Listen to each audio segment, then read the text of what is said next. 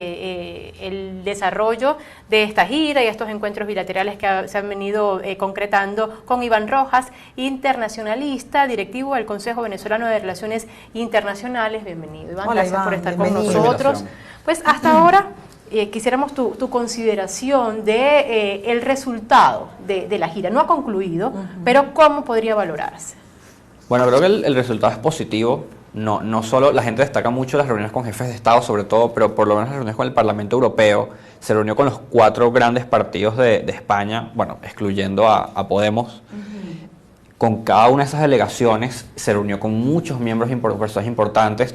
Tiene una reunión con Emmanuel Macron, va a tener un gran evento en España que probablemente va a ser histórico en sus proporciones. Claro, por la cantidad de venezolanos que hay en Madrid, ¿no? Y siento que es un paso muy importante porque 2020 trae, digamos, otras expectativas, trae otros retos, otros problemas. Creo que todos los espectadores adentro y fuera de Venezuela esperan que pasara algo el 5 de enero. Lo que sucedió el 5 de enero obliga a un cambio de enfoque, obliga, digamos, a reagrupar un poco a los aliados de la oposición venezolana. Y a pesar de que Guaidó tiene embajadores en los distintos países, es importante, digamos, hacer esto de la diplomacia presidencial. Y se ha reunido con todos los actores importantes. Claro, él dice que 2019 fue el año del reconocimiento de estos países, pero 2020 es el año de acciones concretas, de realización, de precisamente llevar a cabo pues algunas estrategias que se han venido conformando hasta ahora. ¿Cómo ves tú esa posibilidad? Porque la gran pregunta que se hace todo, incluso los ciudadanos de a pie, que saben que está Guaidó de gira internacional, porque hay que decirlo, la desinformación en el país es muy grande y mucha gente no sabe ni siquiera que Guaidó está en Europa. Los que saben dicen, bueno, pero ¿con qué puede llegar Guaidó a Venezuela una vez que regrese? Esperemos que logre regresar, todo eso está en veremos, ¿no? Tenemos que esperar a que eso ocurra.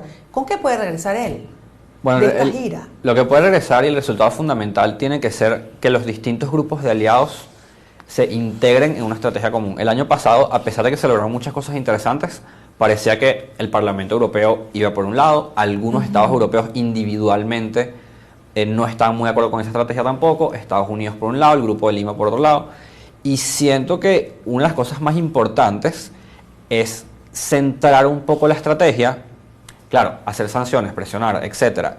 Todas esas cosas son valiosas, pero tienen que hacerse con un objetivo, con unas metas.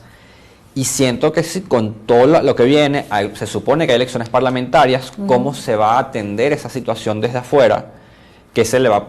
¿Cómo se va a apoyar la oposición? ¿Se va a apoyar de que la oposición sí vaya a esas elecciones? ¿Se va a decir no, que no se vaya? Todo eso hay que hablarlo con esos aliados para tener un mensaje unificado que, digamos, eso lo hace multiplicarse. Ahora un mensaje unificado, dices, y quisiera detenernos en un punto. ¿Cómo lograr esta coordinación en materia internacional, tomando en cuenta las diferencias de estas naciones, de sus gobiernos, desde el punto de vista político en un sentido amplio, si, por ejemplo, en materia migratoria no se ha logrado concretar esta coordinación? Es decir, las naciones cercanas a Venezuela han estado dispuestas, han manifestado su intención y su deseo de ayudar a los migrantes venezolanos, pero no han logrado coordinar. Entonces, esto es una sola arista de la crisis en Venezuela. Ahora, cuando miramos el bosque en un sentido mucho más amplio, ¿cómo se concreta? ¿Cómo crees tú que pueda concretarse? Bueno, eso es una cuestión de procesos. La diplomacia es cuestión, y eso a veces, y creo que ya lo he dicho con ustedes, es a veces frustrante, porque son procesos lentos, son procesos que requieren reuniones y discusiones, y luego discusiones internas, y luego discusiones en parlamentos, en donde partidos con los que se reunió Guaidó son partidos que en el día a día están oponiéndose uno al otro.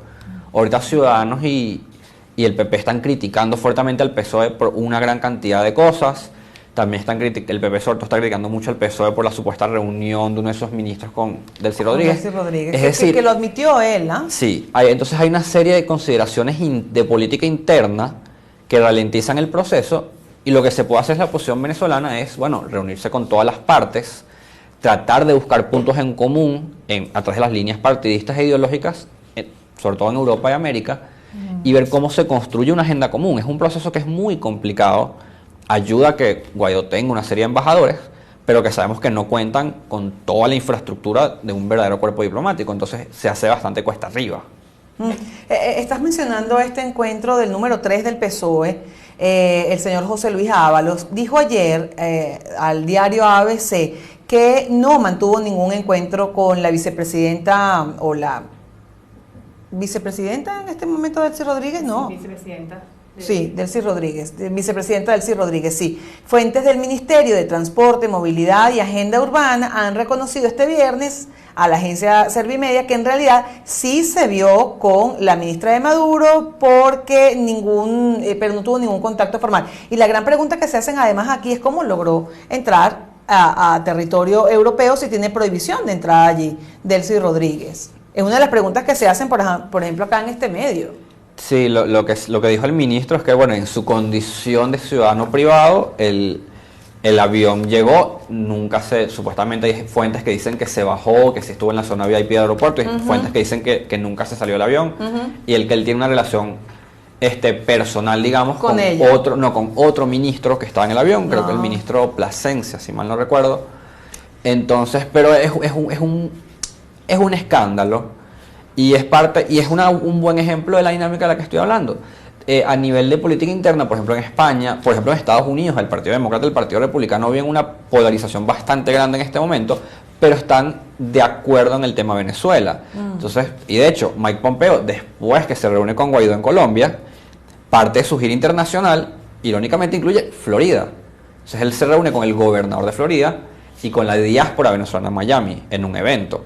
Entonces vemos que, bueno, no es solo la gira de Guaidó, es con quién habla Guaidó y cómo esos funcionarios, esas figuras, luego tienen que multiplicar el mensaje en sus partidos o hacia adentro de sus gobiernos. Y volviendo a España, Iván, ¿cómo se entiende que Pedro Sánchez no se reúna con Juan Guaidó, si lo haga su ministra de Relaciones Exteriores, y se haya reunido con otros presidentes latinoamericanos en Davos, con Lenín Moreno y con Iván Duque, para hablar sobre el tema de Venezuela?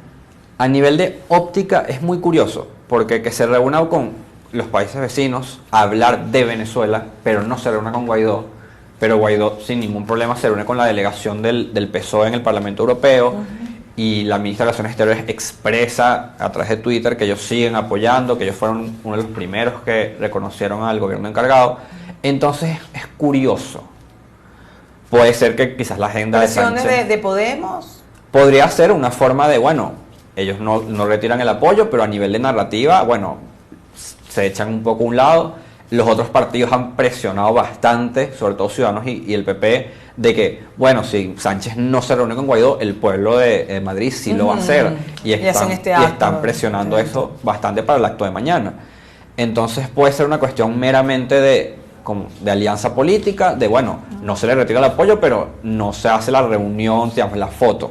Y que lo haga su canciller, ¿cuánto peso tiene? También tendría bastante peso. Al final, y sobre todo en la mayoría de los estados occidentales, el ministro de Relaciones Exteriores es básicamente el número 2. Sobre todo considerando que la mayoría de los gobiernos europeos no tienen una figura de vicepresidente, ni siquiera. Sería igual bastante importante, aunque ya digamos la idea, la visión que dan los medios es, bueno, Sánchez no quiso reunirse. Independientemente, incluso podría ser hasta un tema de agenda, no se sabe. El problema aquí es que España es fundamental en el engranaje europeo cuando son temas de América Latina. ¿Por qué? Bueno, es una cuestión histórica. España es el que tiene relaciones diplomáticas más estrechas con los gobiernos, una cuestión cultural, idioma, etcétera. Entonces, aunque no hay una deferencia, por decirlo así, siempre los europeos consideran la opinión o consideración que tiene el gobierno español sobre cualquier tema en América Latina.